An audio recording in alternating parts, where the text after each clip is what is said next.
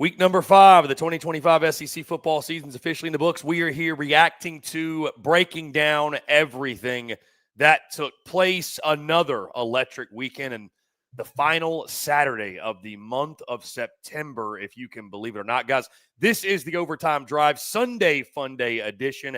As always, I'm Chris Phillips. He's Cole the Bear Thompson, and we are excited that you are here with us on another Sunday night. Guys, as always, before we get going, make sure you like and subscribe, guys. Thank you all so much for helping us hit 25,000 subscribers over the weekend. Now the race to 50,000 is on. Maybe we'll start with 30,000 first. Either way, hit that like button, hit that subscribe button. We could not be where we are and continue to go where we're going without your love and support. Also, guys, make sure you check out our friends over at FanDuel because, as always, we are brought to you by our friends over at FanDuel. FanDuel.com/SECU to get your $250 deposit bonus today when you win your first $5 bet. Once again, FanDuel.com/SECU to get that $250 in bonus bets today. This is the Overtime Drive, SEC Unfiltered, SEC football show, the best SEC football show on the internet. It is Sunday Fun Day here on this Sunday, September the 28th. We're talking all things that took place in week number 5. We had dramatic finishes. We had upsets. We had a head coach get fired. There's a ton to discuss, tons to get into. As always, I'm Chris Phillips. Joining me once again, my co-host, colleague, partner in crime, the hardest working man in showbiz, Cole the Bear Thompson. Bear, what's going on, man? Appreciate you taking the time. Appreciate your hard work over the weekend. I know it was a busy Saturday for you and I both for different reasons, but excited to be chatting with you on yet another Sunday night, my friend. The final Sunday night for you and I of the month of September, which is just crazy to think about. You missed something in all of your convoluting of conversations that happened this weekend. I went undefeated in my picks, a perfect 8-0, and now I have caught up to Chris Phillips when it comes to the rankings. And here we go into the month of October. Full speed ahead, buddy. What a weekend in college football. What a weekend in college football, Chris Phillips. You were at, in my opinion, one of the greatest games that was ever on television. But how about what we saw down in Starkville? Even though it wasn't a win for one side, you shut a lot of people up.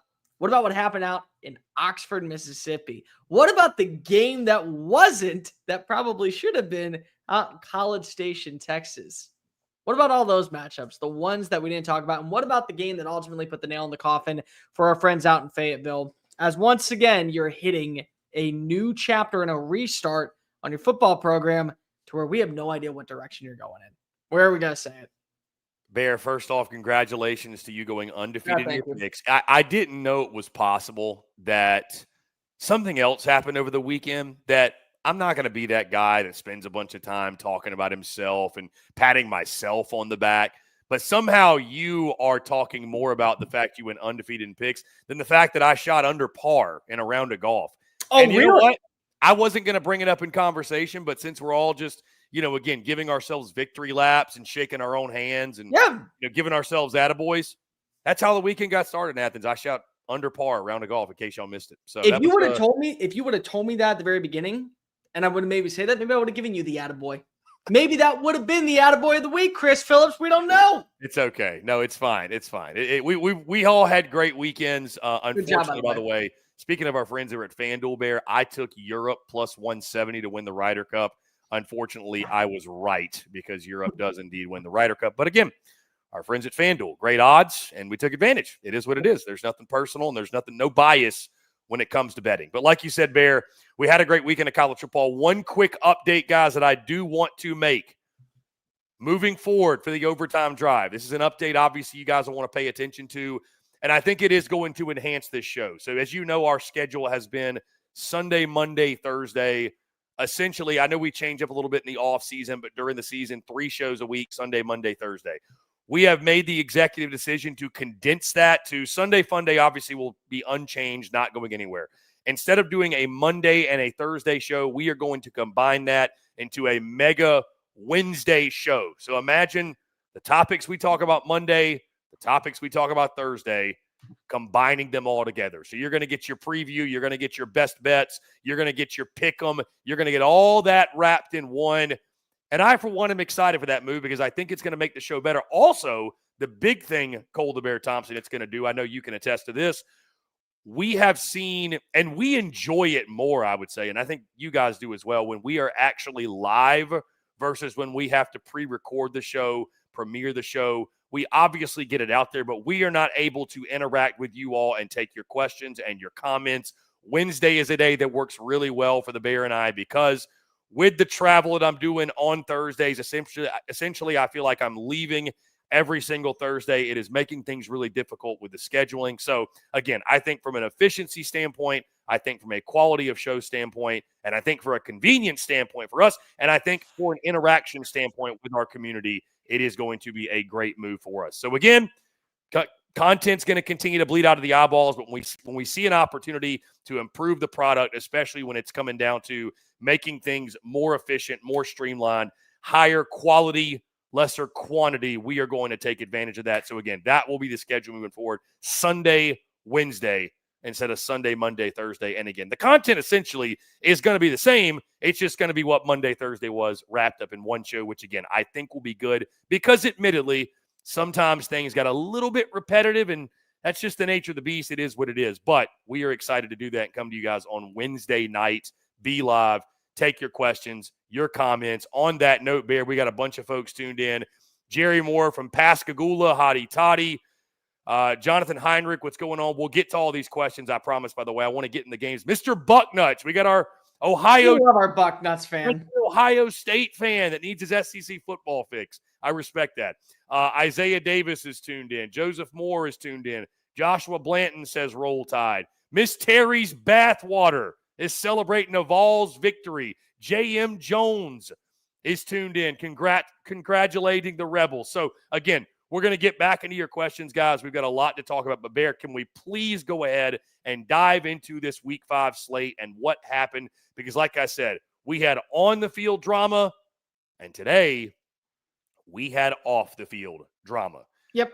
What took place down in Fayetteville over this weekend was nothing that I think any Hogs fan wants to relive or probably hear us hash out a whole lot. So we'll touch on the game, but more importantly, what has taken place essentially 24 hours after the fact. Bear, the Arkansas Razorbacks have officially parted ways with Sam Pittman. Bobby Petrino. Time is a flat circle, my friend, because Bobby Petrino is back in the saddle in Fayetteville, where he was the head coach, of course, as we all know, some decade or so ago. Bear, again, Notre Dame beats Arkansas 56-13. If you want to expand on this game, I mean, this was belt to ass from the jump. This game was 42-13 at halftime. This thing was over before it felt like it even got started. Probably my worst pick of the week. I picked Arkansas to pull this upset. That was never even a reality, never even had a chance. Notre Dame's offense explodes, 431 yards to the air, 212 on the ground. Arkansas's defense just gets flat out gutted. I mean, Taylon Green, 17-32, 207, did not have a touchdown, had a pick in the game. They ran for 160, but it was about what Notre Dame did offensively, bullying them around. And then obviously the move on Sam Pittman happens. Bear, I'll let you talk about the game. My thoughts are more about Pittman and this change. Yeah. But, I think Notre Dame made a statement. That's for damn sure. Notre Dame, with this version of the team that we saw on Saturday, is going to go to the college football playoff because they will be 10-2. That's what I will say. I won't spend a lot of time on Notre Dame because we're an SEC channel, but let's just call it as is. This was surgical by CJ Carr, Darian Price, Jeremiah Love, Jordan Faison looked elite. You had a couple of big-time plays from Will Pauling. Malachi Fields was great. The defense was able to deliver constant turnover on downs, missed opportunities, forced some big-time 3-and-outs. And so this is what you want to see. Here's how bad it got, and this is why I'm telling you we need to talk about the game. It was so horrendous. It was like watching a car wreck that you knew you were not wanting to see the end result, but your eyes can't be taken away. You get a touchdown in on the end zone, 1-yard run by Arkansas. Now it's 14-10. Here were the rest of the drives for Notre Dame in the final 38 minutes of action. Touchdown, touchdown, touchdown, touchdown, turnover on downs after faking a punt and getting a 30-plus yard game. Touchdown, touchdown, end of the game. running the clock out with 5:19. You won the time of possession. You won the turnover battle. You also were better on third down efficiency at a 6 out of 10 rate. You outgained them by almost 275 yards. You were the more polished team. And this was a point to where a lot of people said, you're traveling into the SEC. It could be a trap. It was anything but. The only thing that you walked away with the trap in is maybe what you got the night before if you went out and partied in Fayetteville. That was the only trap that you saw. Because everything else, smooth sailing to go on back to South Bend, sitting at 2-2. Then comes the Sam Pittman thing. Bottom line is that I have given a lot of respect to Sam Pittman. And I will continue to respect Sam Pittman. The job that he was able to accomplish in the short period of time he was there, I think needs to at least be remembered. Maybe not celebrated, but remembered. A lot of people talk about the type of coach that you want to bring in and the high-profile names that you've targeted in the past and how bad and bizzled out and flamebergas it's become with them at the helm. There would be coaches that currently you are looking at 3 or 4 years ago that have Power 4 jobs. If they would have taken that opportunity out in Fayetteville, would have crashed and burned. And Sam Pittman did it. With the limited resources he had, with all the funds and all the allocations going to other sports, he was able to turn a very sour glass of lemonade into something that you could at least guzzle down and make it affordable. Unfortunately, the writing was on the wall last season.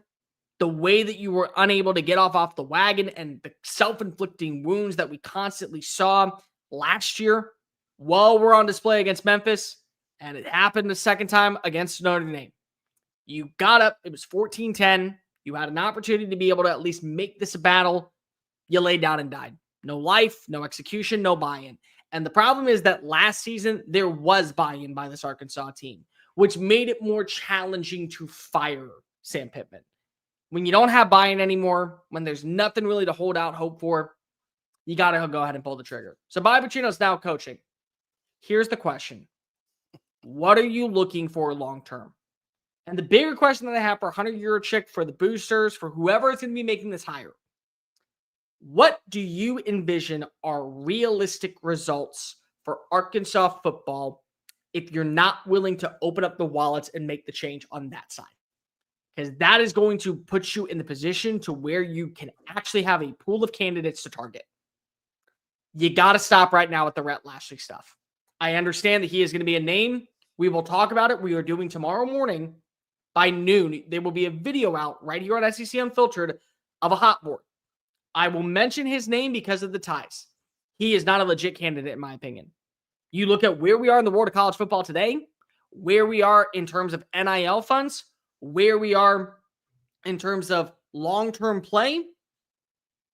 SMU is a better job than Arkansas right now. It just is. And there's not really up for debate. With the money that you are currently using towards basketball and the money you're using towards baseball, if you do not want to take any of that and throw it into the football system, it's going to limit your job case even more. There are coaches that I constantly see named to the program, and I got to ask you, what are you selling them on outside of the SEC? It doesn't count anymore because of in this new day and age, when you can have realistic goals and bring in the right players for a 2 or 3 year span where you can be a legit threat, it's very hard to sell it. Oh, well, it's SEC money. When I get fired, I'll get the massive buyout. It doesn't work anymore. So you got to figure out, what do you want to be as a program? Legit as a program. And how much you're willing to spend to be able to put yourself in a position of targets you can actually bring on into interview. R.I.P. the Pit Boss. Great dude. Still can't wait to have a cold one with him. Yeah, and again, when you have to start the conversation how great of a dude he is, that kind of tells the tale. That told the tale years ago. It told the tale last year. Tells the tale now. Here's the bottom line, and I agree with you. He deserves a lot of credit for taking over a program that Chad Morris left in complete ruins. They went 3-7 in 2020. They had that great 9-win season in 2021 where they won the Outback Bowl.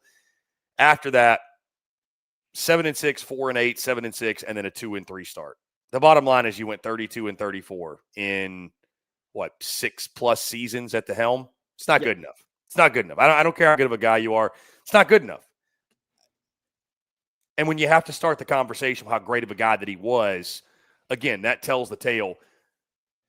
This was a program that was just lacking juice, that was lacking any sort of fire, that was lacking any sort of belief and optimism that, when I'm having conversations with Arkansas people that, hey, what are realistic expectations? How many times can Arkansas make the college football playoff over the course of a decade, a 10-year span?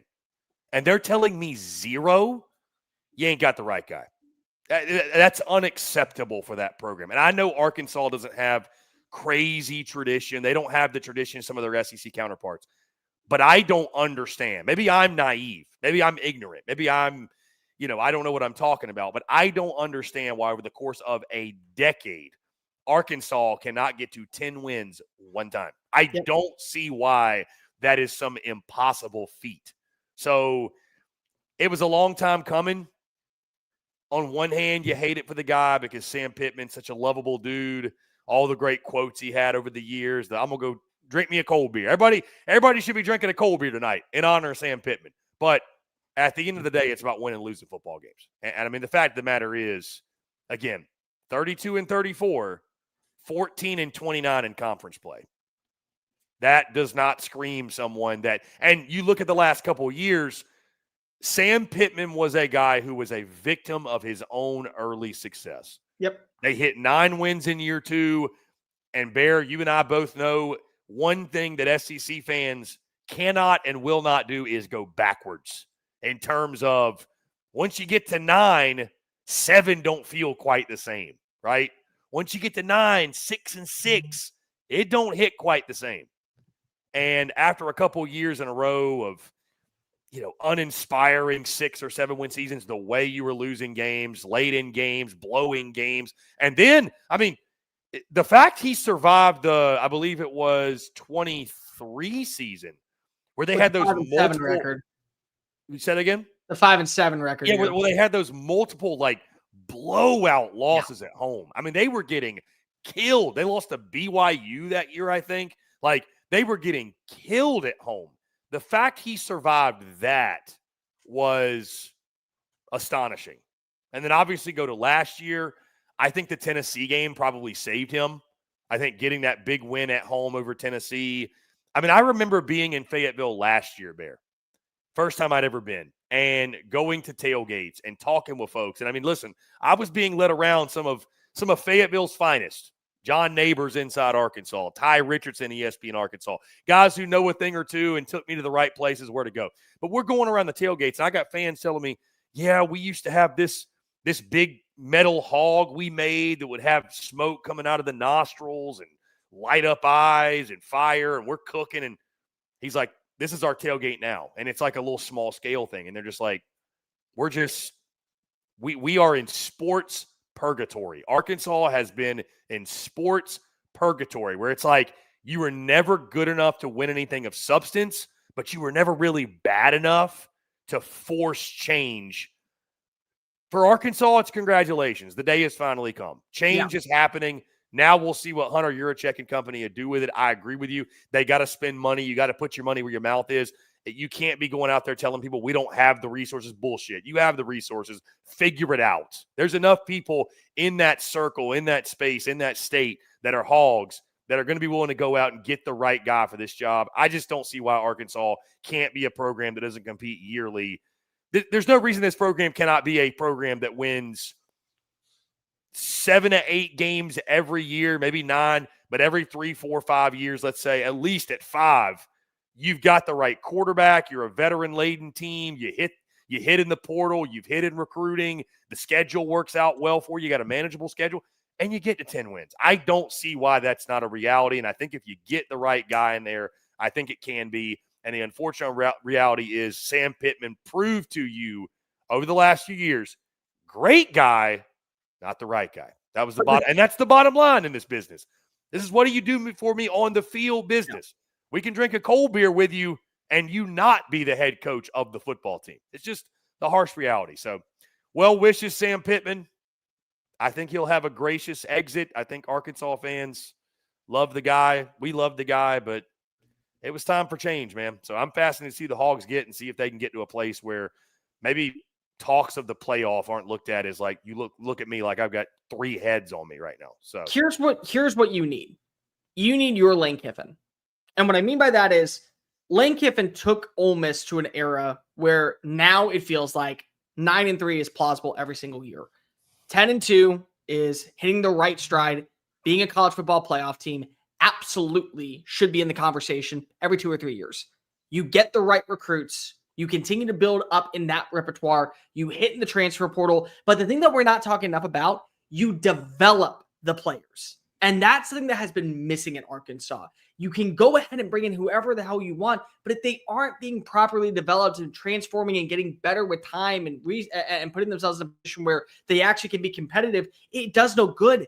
And that's what Ole Miss has done so well. That's what Vanderbilt has done so well. It's not only that they've hit on the right players, but they've properly developed them to where now it does feel like they are actually competitive. So you look at all of the things that you need in this coach. You got to find your dude that, number one, wants to love being in Fayetteville, Arkansas. He wants to be a Hawk. He wants to be a part of this program, and he wants to sell this program in so many ways that he doesn't view it as a stepping stone. Number two, that is going to demand more resources be allocated towards the program because of what's obtainable here.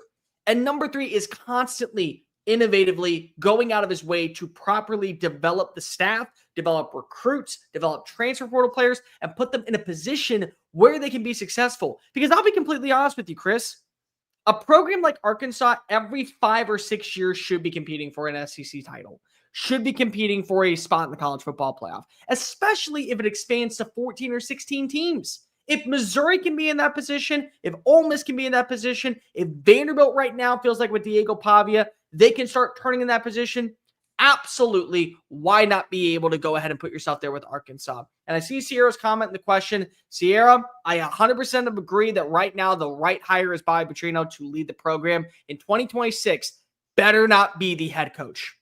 You need to get younger. You need to get somebody who can actually be here for the long haul. And Bobby Petrino is not going to be that guy. Yeah, I will say I do agree with that, Bear. Again, everybody tune in. Cole's going to do a great job on that hot board video. Tomorrow morning, 11 a.m., it will drop. So we will continue to have this conversation for sure, because I'm going to give my thoughts, no doubt, on Wednesday to what Bear's hot board is. But I would agree. I don't think Bobby Petrino. Let's not. Sometimes it's better to not rehash the past. And again, just because you were great in one stint there years ago, I mean, look at like Mac Brown at North Carolina. Like I just, you know what I mean? Not to say Mac was terrible. He did some okay things, but yeah, I think you got to go younger. This is a totally different era of college football.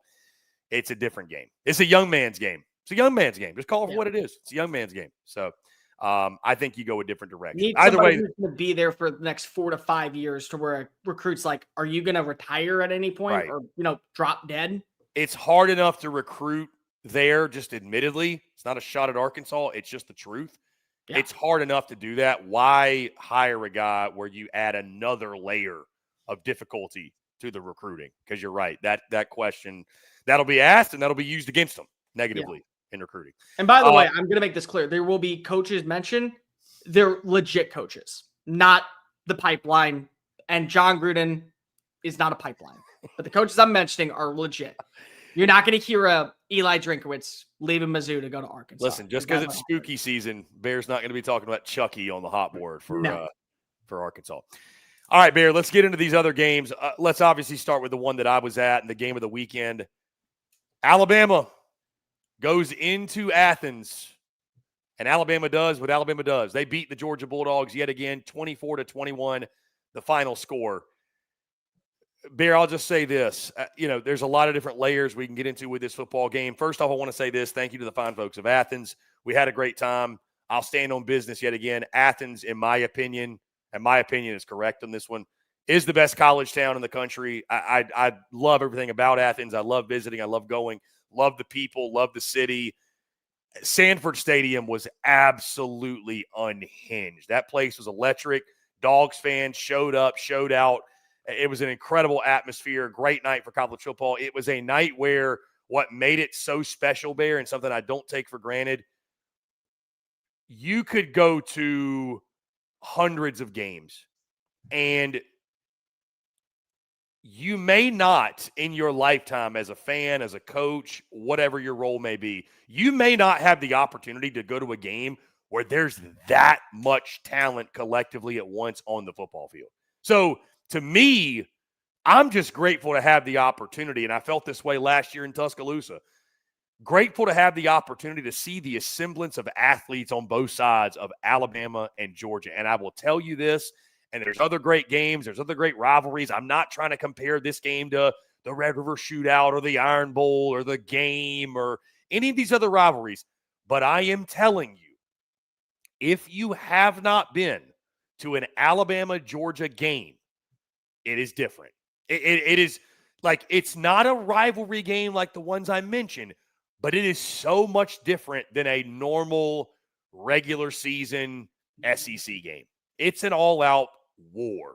It is like championship level kind of game. It's different. I'm telling you, it's different. If you have not been yet, they'll play again next year in Tuscaloosa. Hell, not to play spoiler, there's a good chance I'm back at it again because just no regular season game hits like this game. That's not a rivalry game. I want to make that clear. But the atmosphere was incredible. But Bear, it didn't matter because Alabama walked into Sanford Stadium and got the win.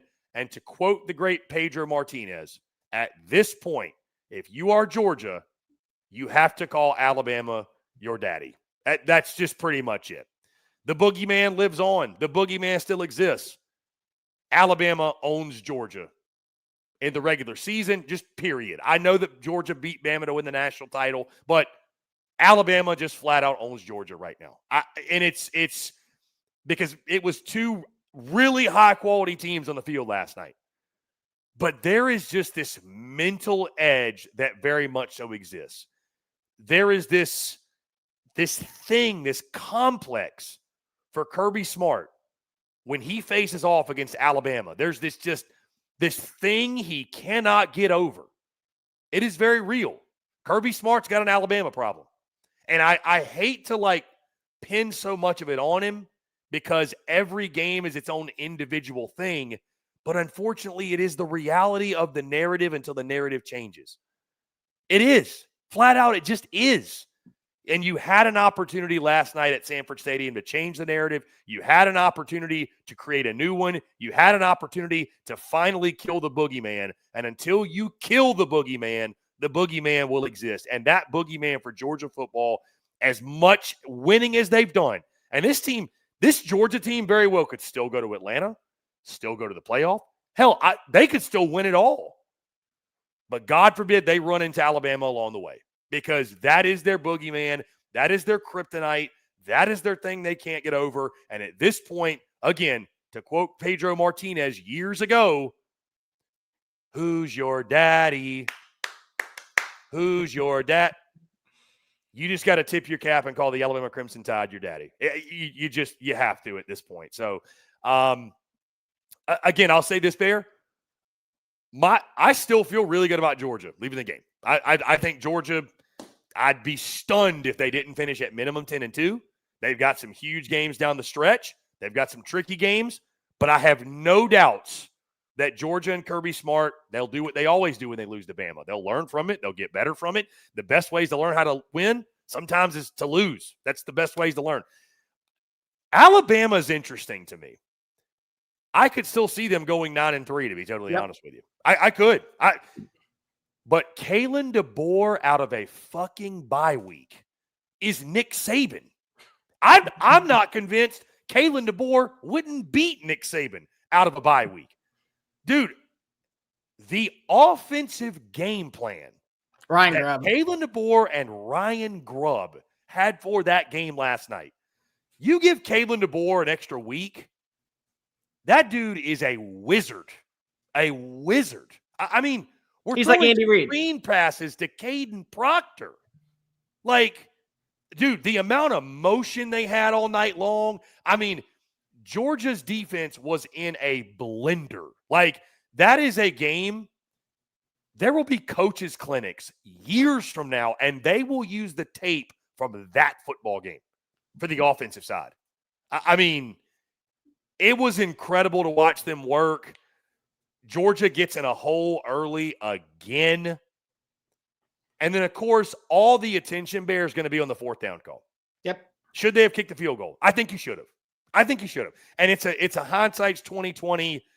If they get it, they look like a genius. I think in that scenario, at home, at night, crowds behind you, if you tie it, you still get a bunch of momentum. Your defense has played well all second half. Give your football team a chance to get a stop and get it back to you and have that ball game tied. I just think in a game like that, points are so precious.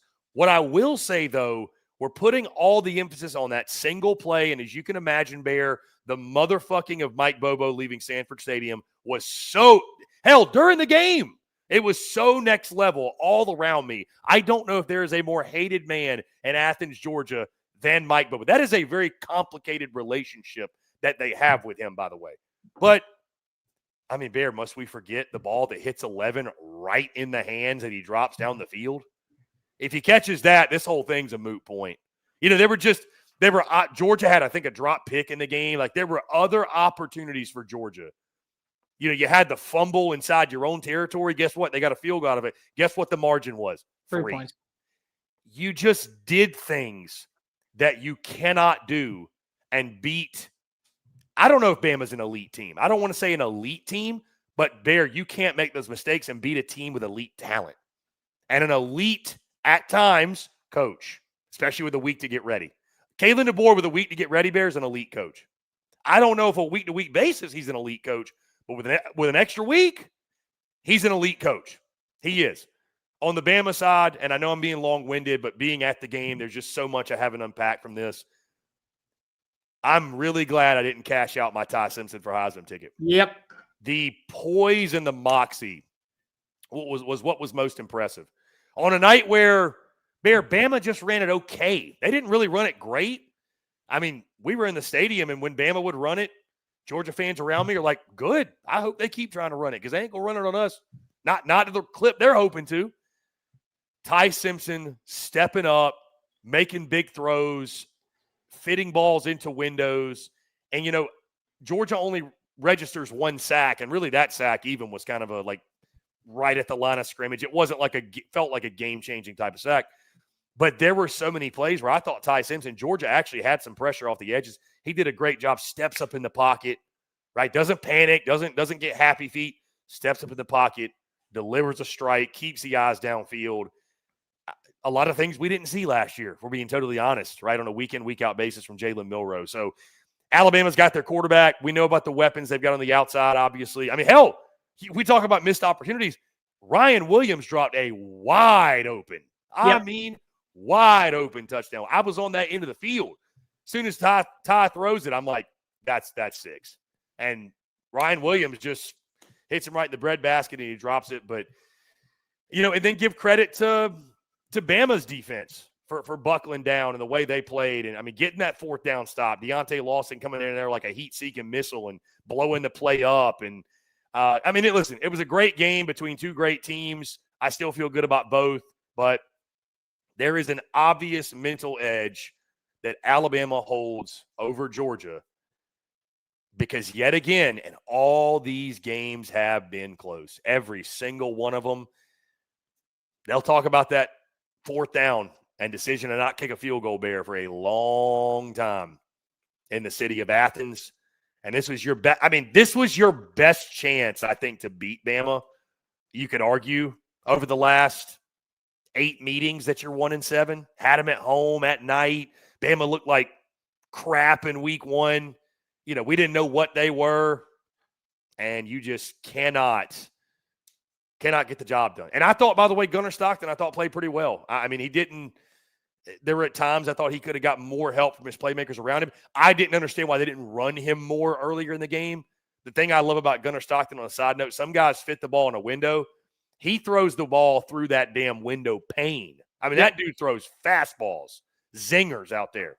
But, again, end of day, just not enough of your Georgia. And like I said, we'll be talking about and debating that 4th down call for a long time. When it comes to Georgia, and I've seen a lot of fans lose their mind and people saying, well, you know what, Georgia right now, there's some issues that we got to change. I saw one freaking person even say that Kirby's the problem. We've got to figure out, is Kirby going to be the long-term option? Let me just make something abundantly clear, and the numbers back this up.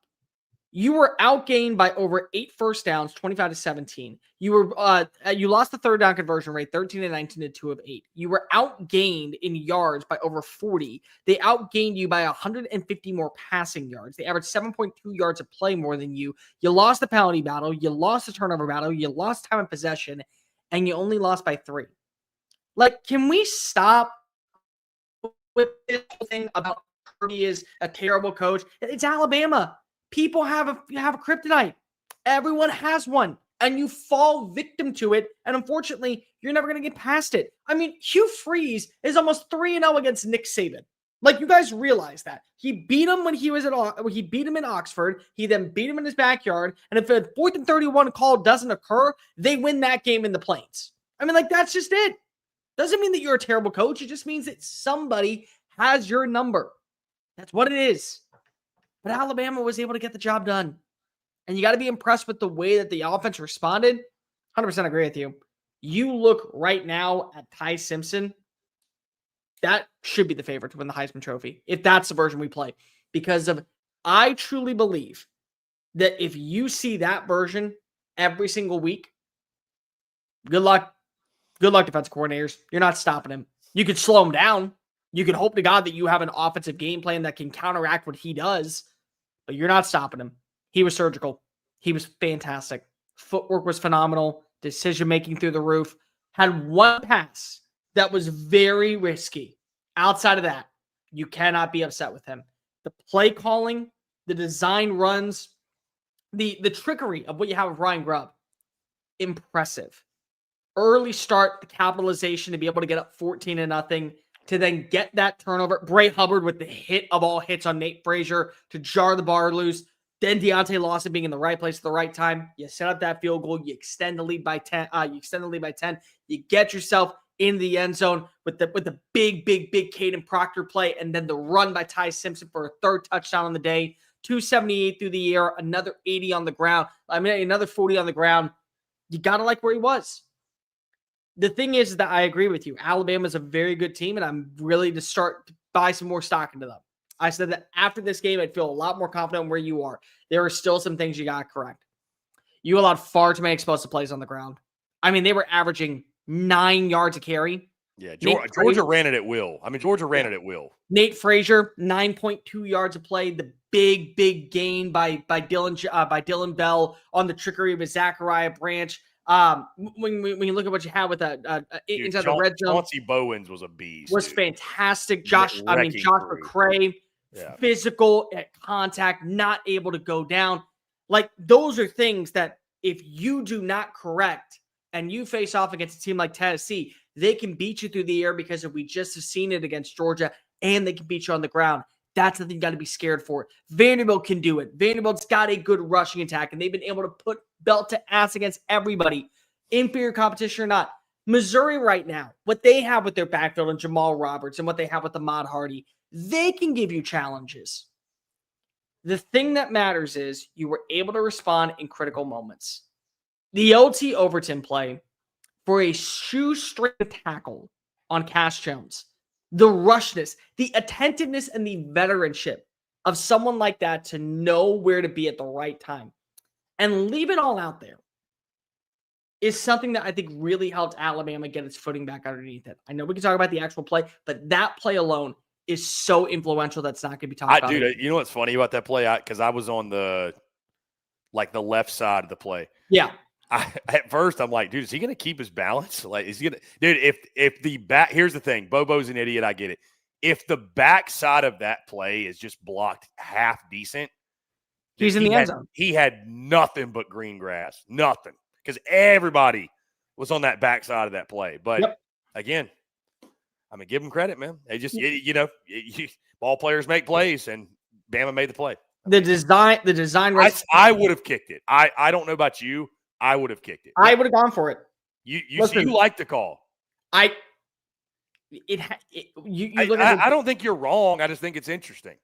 Kirby said in the post game, we do it 10 times out of 10. We make that call. Yeah, you're a genius if you get it. Interestingly enough, most people probably know that tune in our show. I got a buddy of mine who used to work at Georgia, used to work for Kirby. He was in like recruiting and was just an assistant, whatever. And he literally texted me and said, Chris, the decision to go for that 4th down was not made on Saturday night. It was made literally over the summer, like in workouts. Like, hey, we are going for that. Like, if we get in that situation, we are going to go. So, I mean, I get it, but like, dude, like you never had a lead you never were tied in the game. Like, I like the idea of giving your football team an opportunity, giving your defense an opportunity to get a stop, get a turnover. Like, momentum's a hell of a thing in college football, man. Like, but I'll tell you this, bigger problem for Georgia, you got to stop getting in a hole. Yep. You did it against Tennessee. You did it in this Bama game. You did it against Bama last year. I mean, or if you're Georgia, you got to stop getting down early. I mean, it's going to be really hard to come back like that and beat a team of Alabama's caliber. Heck, beat anybody. You know, that's got to get fixed, man. The thing is also, like, so many Georgia fans are saying, now we got to listen to Alabama fans gloat when they didn't deserve to win. You had your opportunities. And also, Alabama took it to a 14-0 lead to begin the game. They set the tempo. And then they nearly gave it back to you. And you couldn't do it. I mean, Bear, any team that starts the game 8 for 8 on 3rd down. Surgical. It was, I mean, dude, being in the stadium, it was crazy. I'm just sitting there like, all right, is this the 3rd down? Is this one? And it was like DeBoer and Grubb were saving their best play calls. Were like, some of those 3rd down calls were just outrageous. And some of those throws, and you're just like, I mean, dude, like you go 13 for 19 on 3rd down. Like, bro, you're cooking. You are cooking. By the way, we need to highlight this because you and I have talked about it a ton. You have talked about it a ton. Bear, Alabama was penalized 4 times. Georgia was penalized 6 times. How about that? How about that shit? Lost the penalty battle. How about them apples? I mean, Alabama won the penalty battle. My goodness. It's crazy. Hell has frozen over. The final play by Ryan Grubb is sicko mode shit. It simply is. And I think that's what makes you feel different about Alabama this year than what you saw last season. I'm not saying that they won't drop a game. They will. It's the SEC. You're going to drop a game. I just have this gut intuition that it will happen. It may happen next week against Vandy. It might. But you were missing that element last season where it felt like so much of what needed to be accomplished was taken out because you did have a trickery type moment. And you had it built right there. To be able to get Jam Miller out in the flats and realize I can go to him. But then Josh Sevis over the top. Nobody covering him. As long as you don't overthrow it, you're sliding because of you want to win the football game. But there is miles and miles and miles of green grass. And it was the play design that got Georgia to trip. You have to remember that this is Glenn Schumann and Kirby Smart. It was that play call, Bear, was a microcosm of the entire game. Like Georgia got out coached. They got out schemed. They did. And you don't out scheme Kirby. Like, and it doesn't, like you said, it doesn't mean Kirby's a bum or Kirby Smart is one of arguably the best coach in college football. But sometimes you get got. And also, This is another thing that Kirby has to clean up. Discipline. I mean, that last one was tough. I understand the 15-yard penalty. It wouldn't have mattered in terms of, hey, you already got the first down. You just tack on 15 yards. The play still would have gone. You still would have run the exact same plays. But the undisciplinedness of moments like that, it could have altered the game at any moment. And unfortunately, once again, here we are talking about little details that went a long way. This game was decided in the details. 3rd down execution, time of possession, penalties, and 1 turnover. There was 1 turnover, and it came in your territory for a field goal, 3-point swing. That was it. Yeah, I mean, if you took before the game, Bear, Georgia forced 0 turnovers, I would have picked Bama. I mean, you know. But also, I said in the preview, if you told me what was going to be the rushing numbers for a quarterback, I would have picked the winner. And who had more rushing yards? Connor Stockton. Again, this game had so many different avenues that you could have looked at and said, you know what? This is where it was. This is what happened. We could have done this. And it didn't matter because of ultimately, you just got to remember that this is the way the world works when it comes to this matchup. And that was the version. That was the version of Kalen DeBoer that was hired at Alabama. That was the one. Guys, he's 7-1 against top 10 teams. I mean, there's a coach currently sitting right now in State College, Pennsylvania, who has the single worst record all time against top 10 teams. The other one is 7-1, and he's doing it against really good coaching staffs. He's undefeated against Kirby Smart. He's undefeated against Dan Lanning. He's undefeated against Steve Sarkisian. I mean, what do you want to do in that sense? Yeah. It was the game, Bear, in closing. That game was more important for Alabama than Georgia. From the standpoint of the picture that is the 2025 season. It was a bigger game from Georgia from the standpoint of internally just, the boogeyman won again, right? Like everything's still in front of you in the season, but the internal, like, how does this keep happening? Insert meme from our guy Cruz. How does he keep getting away with this? Like, that's the feeling that Georgia fans woke up with this morning, obviously. It was like a morgue leaving that stadium last night, really, truly. I mean, it was just, how'd they do it again? They just, and what you were saying, Bear, that the devil's in the details, that's how all these games are. It's like 3 or 4 plays, 2 or 3 plays. But for whatever reason, Bama seems to be on the right side of those plays. That's just the way this, like, you're right, how this matchup has gone, and they'll get another shot next year. And I mean, hell, Bear, these teams could meet in Atlanta. We might get it again. So I expect to get it again at some point. Yeah, the playoff. I mean, who knows? Who knows?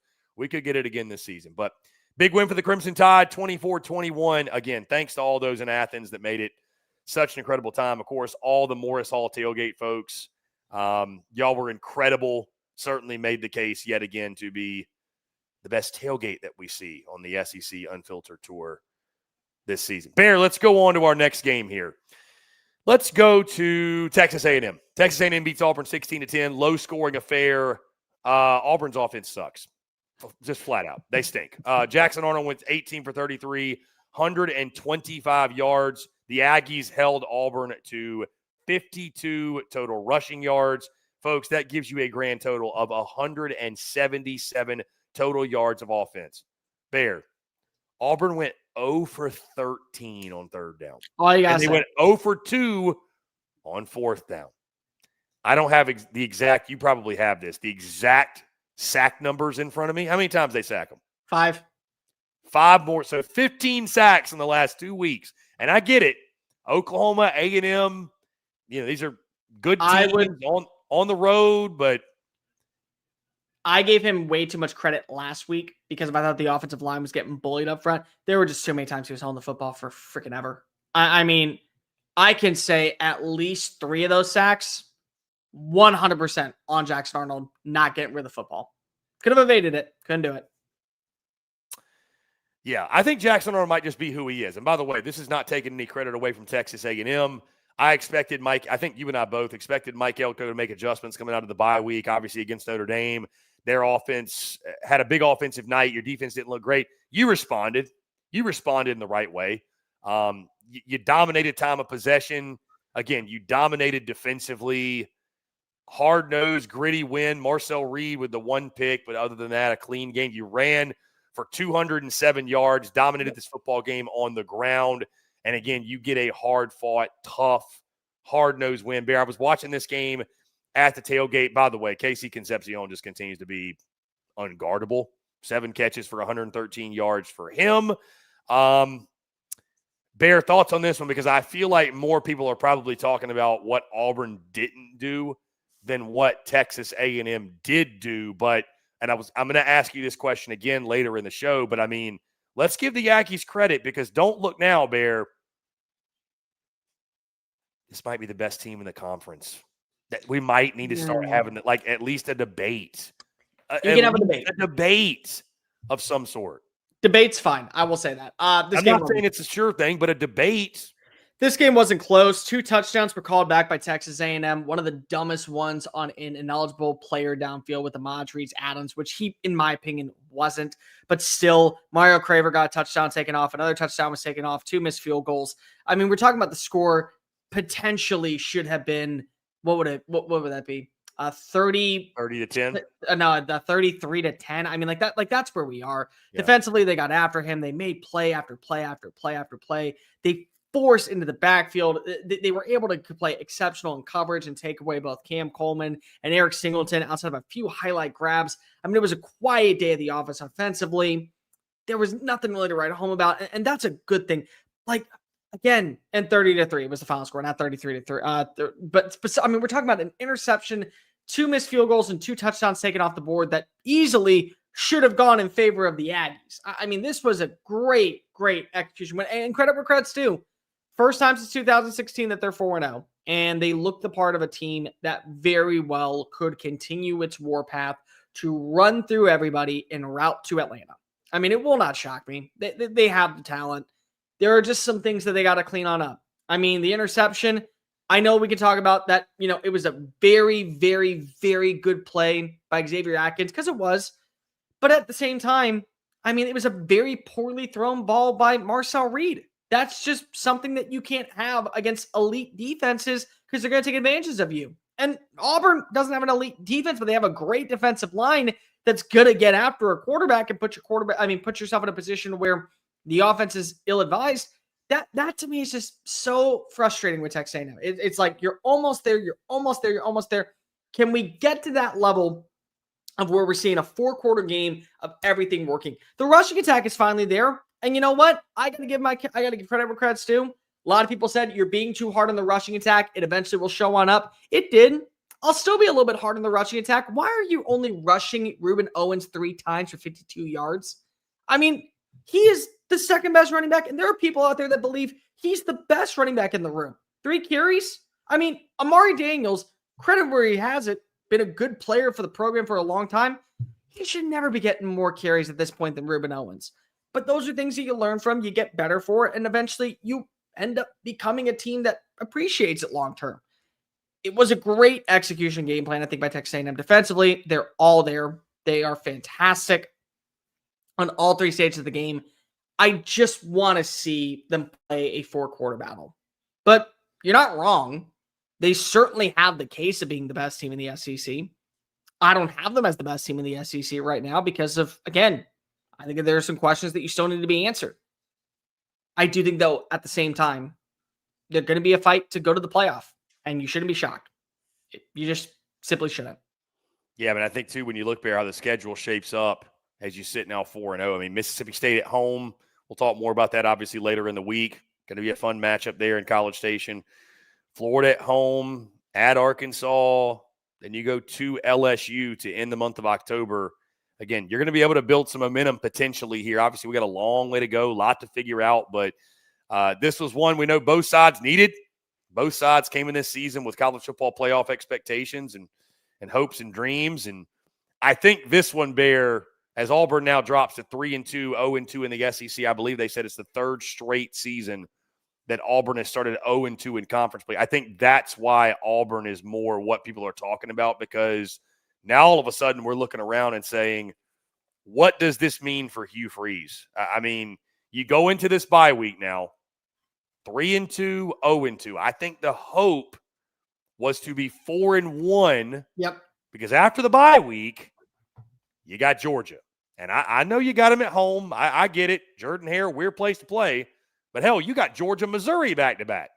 So even if you pull the crazy upset, it didn't like it gets much easier. And obviously the back half of their schedule, you wanted to find a way. And you and I think agreed, and most Auburn folks agreed. I said, Bear, that for this season to be a success for Hugh Freeze, if you're not going into the month of November and Auburn's not in the playoff conversation, the season was not a success. This season did not go the way Auburn folks were hoping for and they were planning for and they were expecting.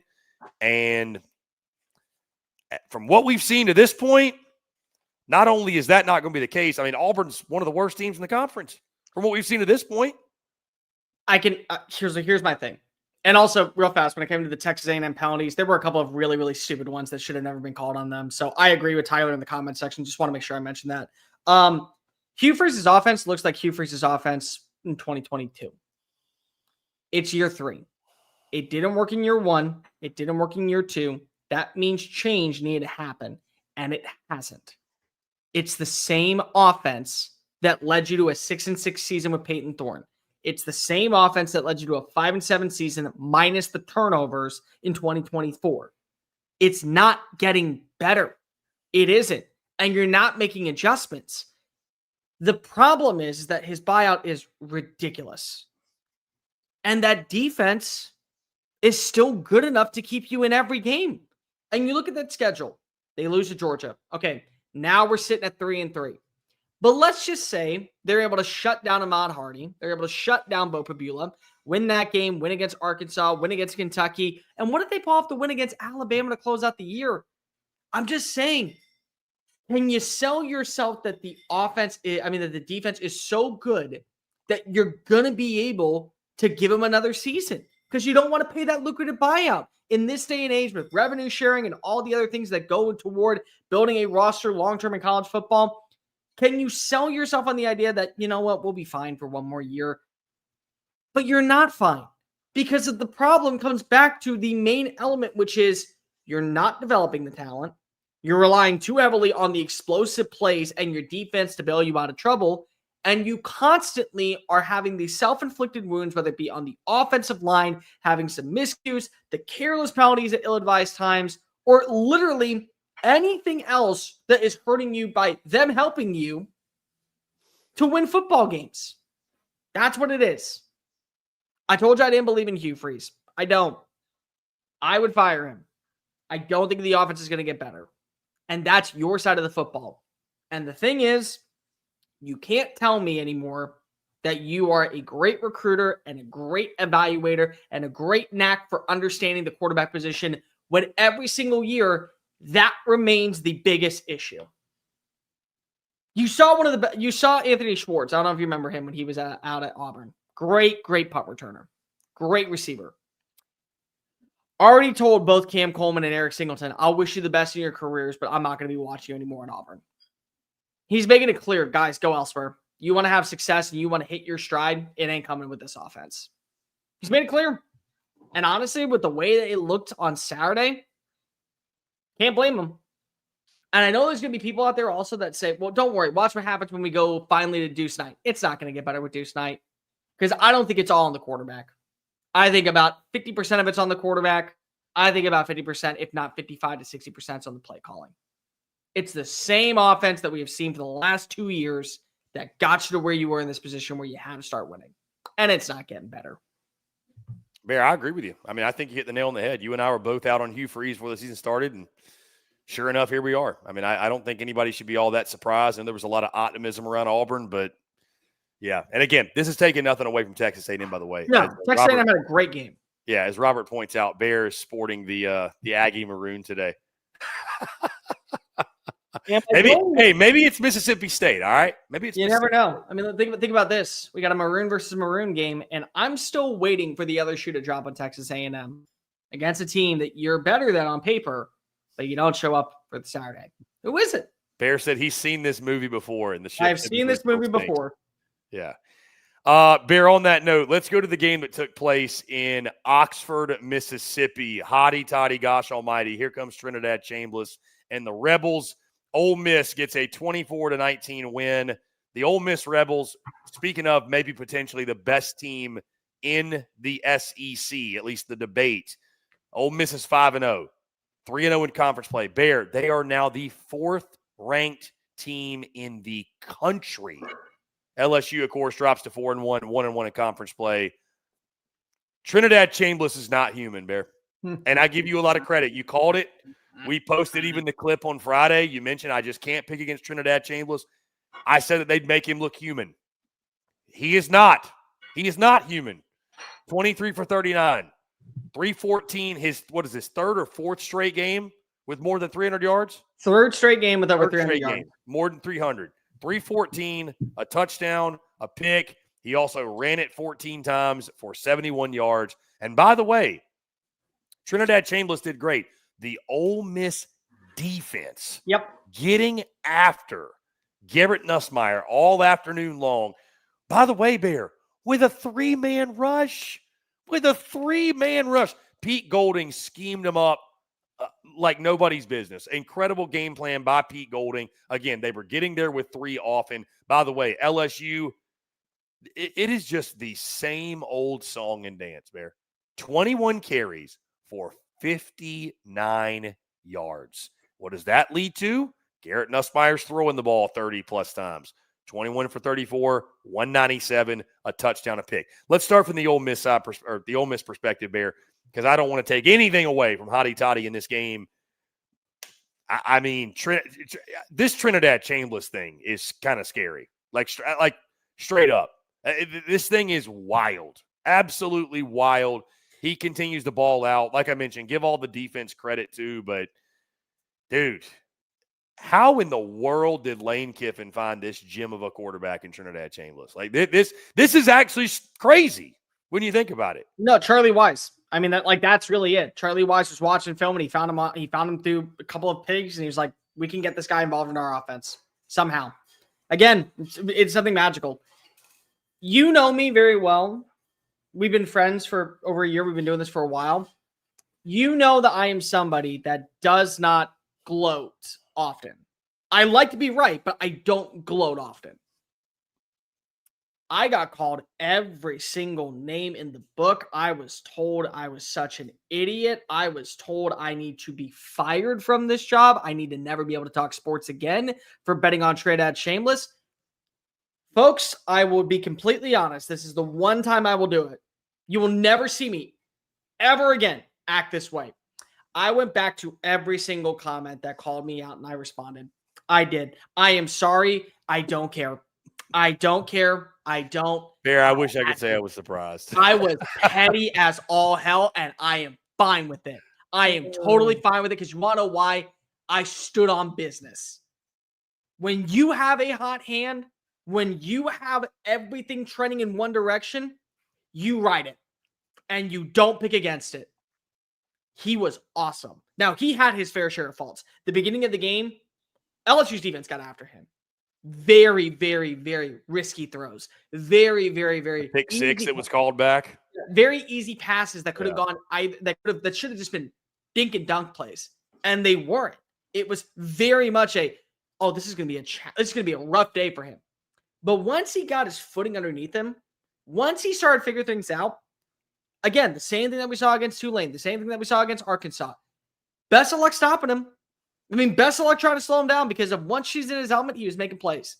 Great execution, good touch on the football, veteranship, things that you saw that you brought on in that you thought were going to be such a major element to help out in this passing game and just be there in simply terms of we're going to have a couple of design runs that end up helping you out. You got to appreciate that. They took their advantages. They put themselves in a position where they were able to strike.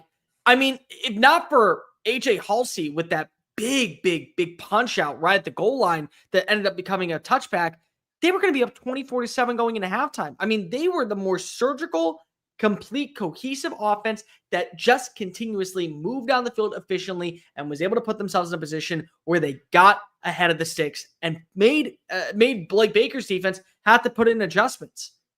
They delivered. And then you also got to remember, there was that play where TRINIDAD CHAMLBISS goes out of bounds. And it's third down. He stops the clock. And you thought Lane Kiffin was going to have a heart attack. He makes up for it. That, to me, was the play of the weekend, Chris. Because you want to know why? That's Lane Kiffin learning from past mistakes and not panicking. Such a mature decision to wait for Daquan Wright to get on open, delayed out route, spread the defense right there, beautiful pass, and then to slide and just go, you know what? Let's not run out the score. Let's not even give them an opportunity. Let's go ahead and end it right here, right now. And to see the emotions of Lane at this point where so many people picked against him, where this past week had been a really interesting one. There were multiple articles coming out about him, the big documentary, talking about his life. And a lot of people who also are like, oh, well, he wants to go ahead and be the next head coach of Florida. And he's going to go walk on over to Florida right now. whenever they fire Billy Napier. I mean, the Boosters have hired him twice in week 4 over the last 2 seasons, with him still being in Oxford. I think it just kind of, once again, served as an exhale. He's meant to be where he's supposed to be. He's right where it needs to be. And they're going to do it. I mean, the scary part is I think this year, after how much pressure we put on him last season, and how much we still think, okay, we'll trade out Jameis, the other shoe will drop at some point, they're going to go to the playoff. They're going to find a way to go to the playoff. Because if there's no pressure, they have 2 quarterbacks I think both can work. They have a run game. Their defense, blitzing 3. Again, maybe that's a problem with the offensive line. They're going to go to the playoff. They're going to be there. It just is going to happen. I don't know how. It's just going to happen. Lane's going to do it this season.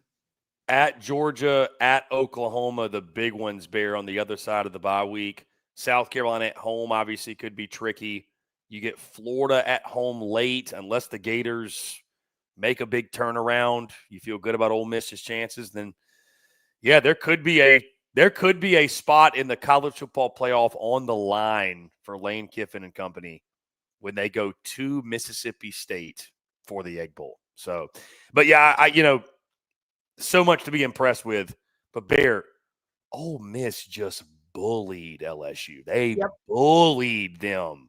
And from the LSU side, Bear, I'll tell you this. This is why I'm upset at myself. I'm upset at myself for picking LSU because the writing was on the wall that this was the week. Yep. They were winning games via smoke and mirrors. Let's just call it for what it is. Like they have been playing with death and escaping every single week there. The Clemson game, the Florida game. Like they could have lost both of those, at minimum one of them, because we've seen the deficiencies with the offense. We've seen the problems with the offense. Bear, one thing I may never do again is say, man, you know what? LSU's going to be able to run the ball this week. No, they're not. Nope. They're not. LSU just cannot run the football, period.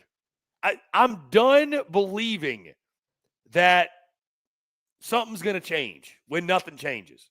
Like, it's just a fact of a matter at this point. Under Brian Kelly, you cannot run the football, period. Why would I believe any different? Like, all due respect to Ole Miss and what they did on defense, Bear, we talked about it coming in. Statistically, that was the way to get them. And you couldn't get them. 59 yards. I'm really curious to see how LSU bounces back from this, because you go into a bye week. A lot of teams on bye this week. You got South Carolina at home. Tricky. At Vandy. Not tricky, just straight up tough. Just tough. Just tough. A&M at home. Tough. Good defensive front. Probably won't be able to run it against them either. I know you won't, actually. Bye week at Bama. I mean, these are the quarterbacks. I heard actually y'all talking about this. Not to steal it from you. I heard Lenora Sellers, Diego Pavia, Marcel Reed, Ty Simpson. That's the next 4 quarterbacks you face, right? And then Arkansas, Western Kentucky, at Oklahoma to close it out. I'm just fascinated by how LSU responds, because I don't believe in you that you'll be able to run it. But Bear, like, if you're going to get punched in the face and do nothing about it, LSU's going 8-4 again. I mean, straight up. It's going to be another season missing the playoff, and it's going to be some very difficult questions for Brian Kelly to answer. In sentence. You are who you are with the running game at this point. I'm sorry, you are. You are. are. It is what it is. Figure it the hell out. Yeah, we were having the same combos last year. But like, the thing is that we can talk about Caden Durham not playing in this game. It doesn't matter. I mean, how many people told me in the comment section, and people were all throughout the week, you got to know who Juju Johnson is. You got to know who Juwan Johnson is. You got to know who these other running backs are, because they ran the football efficiently against Southeastern Louisiana. They were able to find ways. It's like, guys, I said what I said for a reason, because I knew it had to be Caden Durham or bust. And even then, this is the 118th ranked defense. Arkansas ran it up and down against them. There were multiple big-time runs of 15-plus yards downfield that were going against them. There were so many opportunities. There was one run on the day, one by Caleb Jackson, his only run of the day for over 10 yards. That was it. Harlan Berry had the touchdown. He averaged 3.1 yards a play. Jujuwan Johnson, he had 6 carries for 18 yards. That's 3 yards a play. You were one-dimensional as an offense.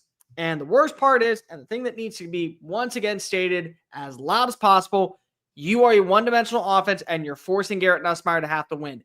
There's a slight problem with that. Garrett Nussmeier does not have the offensive line that he had last year. And so now we are at this position where, once again, it feels like we're talking about LSU taking that next step forward with Brian Kelly, but, oh crap, they forgot to target something else. Last season, it was the inability to have great defense. Oh, crap. 2 years ago when it was with Jaden Daniels, they don't have a good defense coordinator. Crap. This year now it's an offensive line and the inability to run the football. Again. That's where we are. That's what it is. Garrett Nussmeier did not have a good day. I'm not going to give him any bit of discredit because he was making some bad throws. And there's something going up with him. And I don't think it's just the injury. I think that there are some things that are just out there that are absolutely his own fault. Arm angles, trajectory, whatever it is, there are just problems that he has.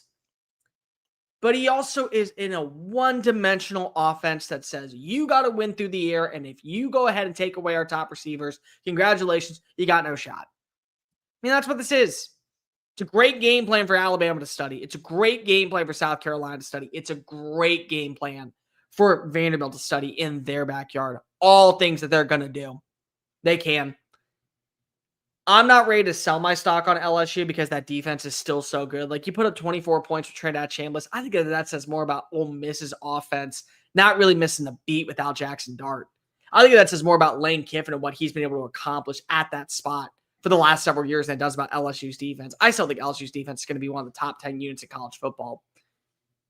The bottom line is that your defense is going to keep you in every game, but you got to be able to have a secondary punch. And that secondary punch may end up becoming multiple turnovers and multiple takeaways that lead to pick sixes, whether it be Mansour to Lane or DJ Pickett or AJ Halsey or Whit Weeks, who no longer has to face off against his future father-in-law and have an uncomfortable conversation at Thanksgiving.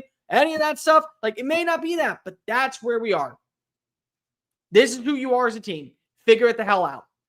Because a lot of people bought a lot of stock in you this offseason saying that you were going to be better, and you're not.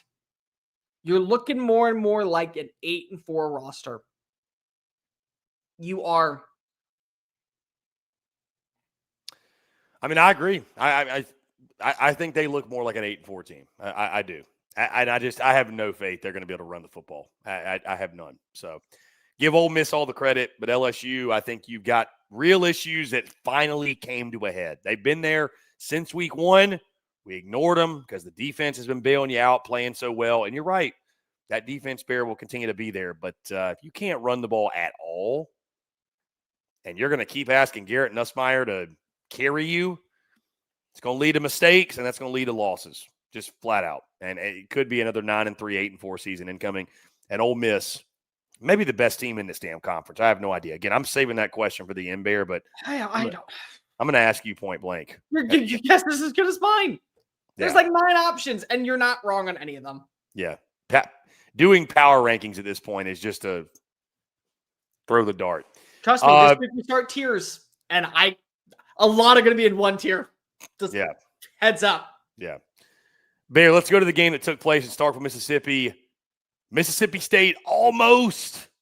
By the way, since we're all taking victory laps tonight, 41-34 final score. You might recall, Bear, on the preview prediction video, my score for this game was 41-34.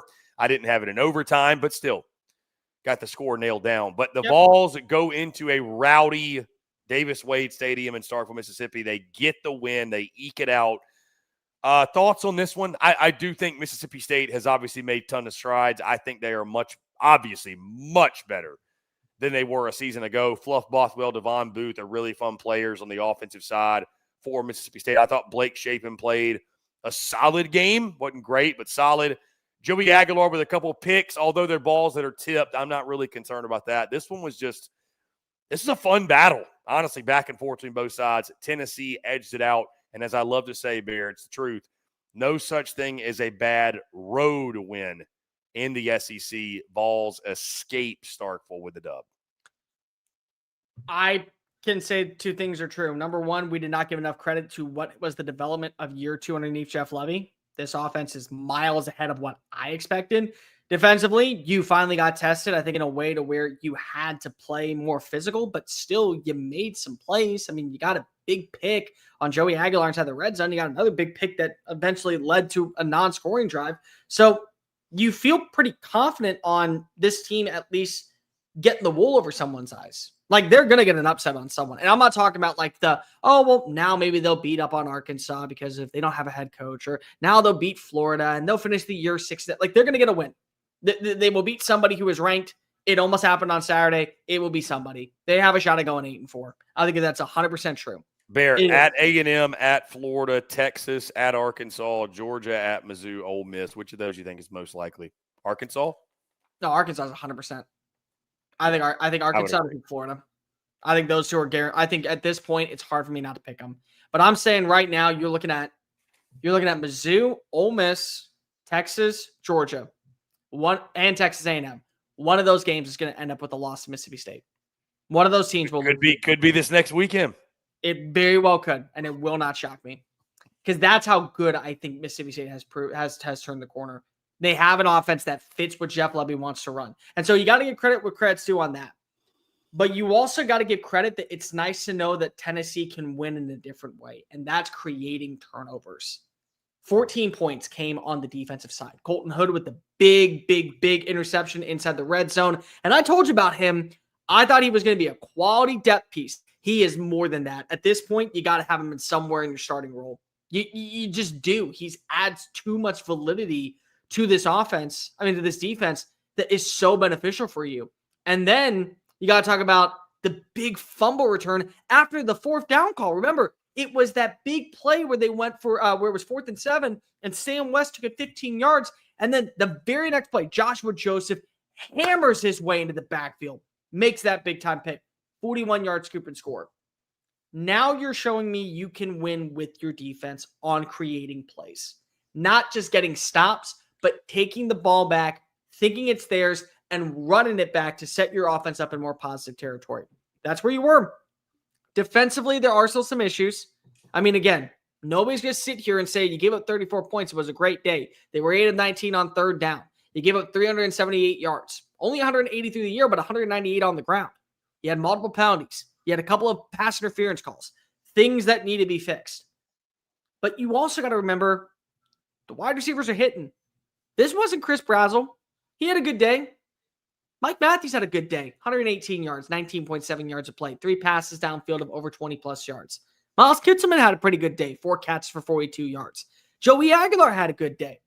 There's things to like about where Tennessee is offensively. You don't have your first punch in the outside. Okay, now we're going to go to our second guy. Now we can go to our tight end. You can run the football efficiently. They averaged 4.4 yards of play, found the end zone twice. Deshaun Bishop with that big run in overtime, and then you had the Joey Aguilar touchdown. Again, the mobility of who he is. There's things to like about this team. Their schedule is manageable. You avoided the upset.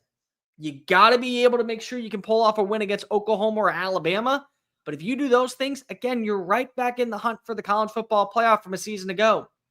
And what was the really interesting part is that environment is one of the most toxic, hostile places that we do not give credit to, because of those cowbells drive you outside your mind. They do.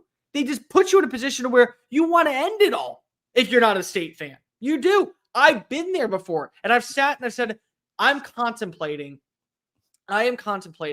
this being my last day on the planet, because it just drives you nuts, and it sits in your brain and it rattles around, and you went in there and you got to win. Got to take that for something. That does mean something at the end of the day. So can you keep the success on up when you face off against Vanderbilt and Alabama and Oklahoma and Florida on the road, a place that you just can't win at? Hopefully, because this is a very fun team. And once again, you can say that Mississippi State has gotten better. You can also say what I'm going to say about Indiana. The Indiana team this year is better than the one that went to the playoff last year. It kind of feels the same way when it comes to this offense, at least, and maybe overall, this Tennessee team that goes into 2025. They may be better than the playoff team from a season ago. Bear, I'm just glad you're still here on this planet, to be totally honest with you. I wanted to say, big thing for Tennessee. I think Mike Matthews, seeing him pop off 6 for 118. I think that's something they've been waiting on. I think it's a great sign for them, for the passing game, for the receiving corps. Yeah, I mean, listen, I was impressed. I was impressed with both sides. I thought Mississippi State, a lot of fight in this game, a lot of resiliency to get this thing to overtime. Had the game for the taking, but Tennessee just too much. I mean, I agree with you, man. The Vols, no such thing as a bad road win. Find a way to win this game despite some things that went against you. I think Joey Aguilar continues to show he's a really, really good player. And you go into the bye week, I mean, you got to be riding high, sitting at 4-1, 1-1 in conference play. You'll come back. You got Arkansas coming to your place. I think you got to feel good about the way you can build momentum in this season. I think Tennessee absolutely, certainly, which, again, this league is so fascinating because at this point, we've got so many teams we feel like are high-quality playoff caliber. And, yeah, I think this was another game, certainly. Tennessee, big win they had to have for those hopes and dreams. But you're right. Mississippi State's going to get at least one. They're going to get somebody. Least. Might get two.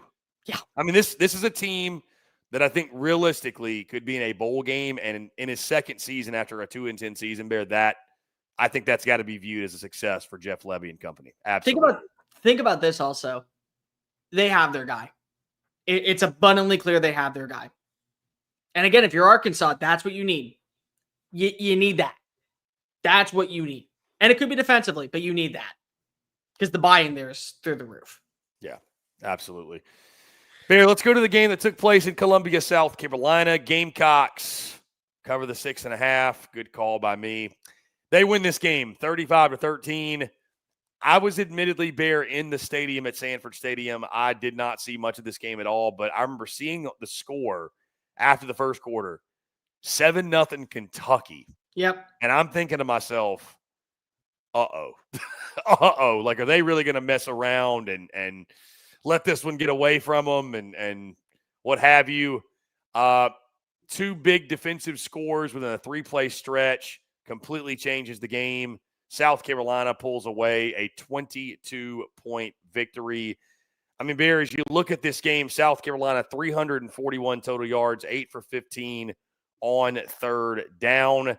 And again, I'm just looking at the statistics. Obviously, Lenoris Sellers, 153 yards through the air. He also ran 14 times for 81 yards. Good to see. Obviously, I think you and I talked about it. It felt like he was a little bit hesitant to keep the ball at Missouri, hesitant to put that foot in the ground. He did that, obviously, against Kentucky. Vandrevius Jacobs builds off of his big game in Como, 5 for 108. The next leading receiver has one single catch for 15 yards. A bunch of guys with one catch, but the next leading receiver with 15 yards receiving. A couple guys with 10, a couple guys with 7. Bear, thoughts on this game? I mean, I think I'll just say this. Good win, bounce back, protect the home field. You and I both felt like there's no way South Carolina loses this game to Kentucky. I think the book is out on South Carolina. I think if you don't, South Carolina needs help to win games. They do. And like, give them credit, they made the plays. But like, if I am playing South Carolina, all right, guys, here's what we're going to do. We are going to not allow a special teams touchdown, and we are not going to turn the football over.